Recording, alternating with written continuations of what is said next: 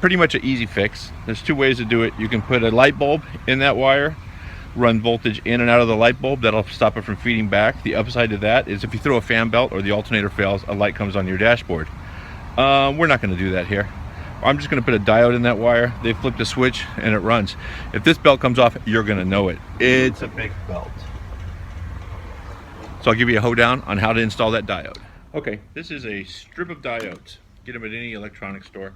I used Torrance Electronics for this probably years ago because you don't do this a lot. You don't use them all the time. So that is a diode. Has a little silver line on it. Generally means voltage can go in. It hits that line, it's rejected. If it can get into the diode, it can go through. But I always mix that up. I could be backwards. But either way, I take one of these, I cut the ends, I slide a butt connector over that, in this case a blue one because it matches the size of the wire.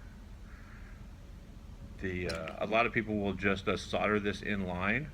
That works just fine, but you don't really want this little piece of wire being the only thing holding everything together in there. If the wire moves back and forth, the diode will break. So what I'll do is I will take a couple of a couple of butt connectors, slide them over each side. You don't really need to make a reference to which side that silver stripe was on, because you're going to just slide it over the wire for right now and then verify that it's charging, working, and the car shuts off. Don't forget to put a piece of heat shrink over the wire before you crimp this. I've done that 100 times. Crimped it all together, had to cut it back up because I forgot to slide the heat shrink on. So let's go out and install it. Okay, so I've already cut the wire and stripped it back just about the right length. What did I almost forget to do? That's correct, put the heat shrink on.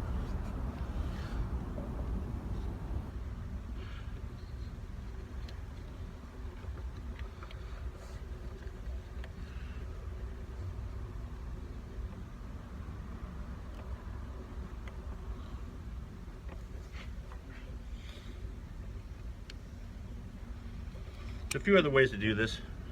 This is a borderline roadkill and okay. If it was my own car, I'd have the little light on the dashboard, but since I have gauges in this vehicle, that works just fine too.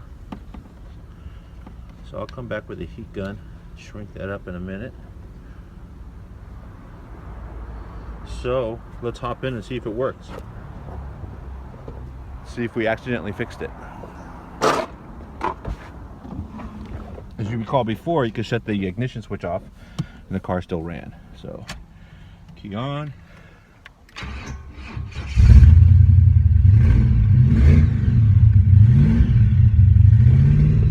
charging fine. And it shuts right off. So there's a 50-50 chance I was going to be right. Generally, I would plug that in, just push them in on either side, start the thing up, not crimp anything. If it works, then reverse it. But I had pre-tested that one.